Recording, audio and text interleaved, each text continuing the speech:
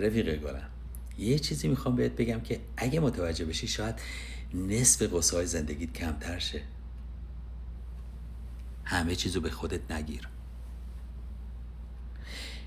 اگه یکی جواب سلامتو نداد فوری ذهنت شروع نکنه داستان ساختن که احتمالاً از من ناراحته، احتمالاً ازم بدش میومده، حتما یه کاری کردم.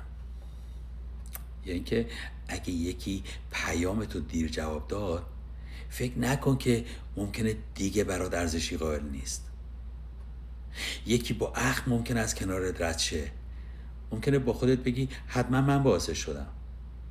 آخه قربونت برم عزیز دلم، واقعا از کجا اینقدر مطمئنی؟ شاید اون بیچاره دیشب تا صبح از نگرانی نخوابیده باشه. شاید حال خودش یا یکی از عزیزاش خوب نیست. شاید مشکل مالی داره.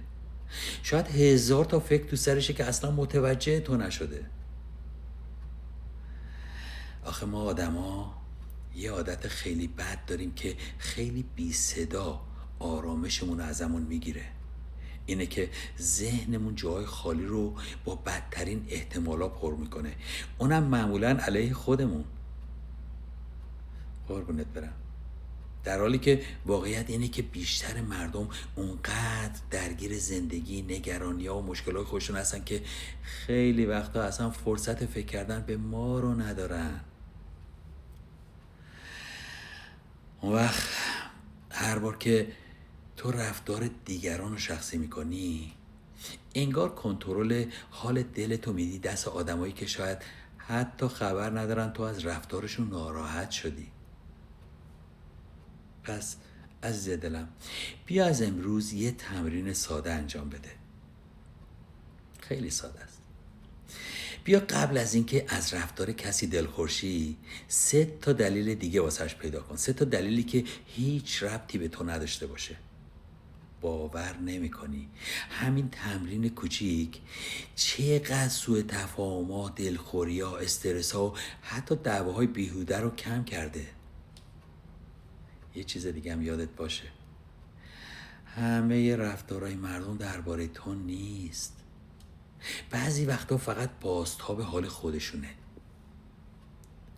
پس قربونت برم، هر بار که کسی سرد بود یا دیر جواب تو داد یا اونطور که انتظار داشتی رفتار نکرد، قبل از اینکه خودتو سرزنش کنی یا ارزش خودتو زیر سوال ببری یه نفس بکش. به خودت بگو شاید داستانی پشت این رفتار هست که من ازش خبر ندارم.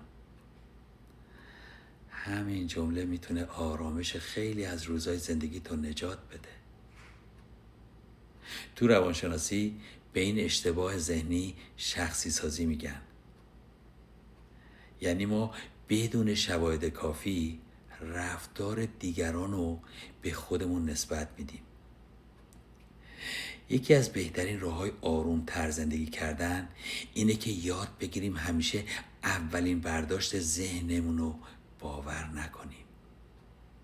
بعضی وقتا مشکل از ما نیست، فقط ذهنمون زود قضاوت کرده. آره،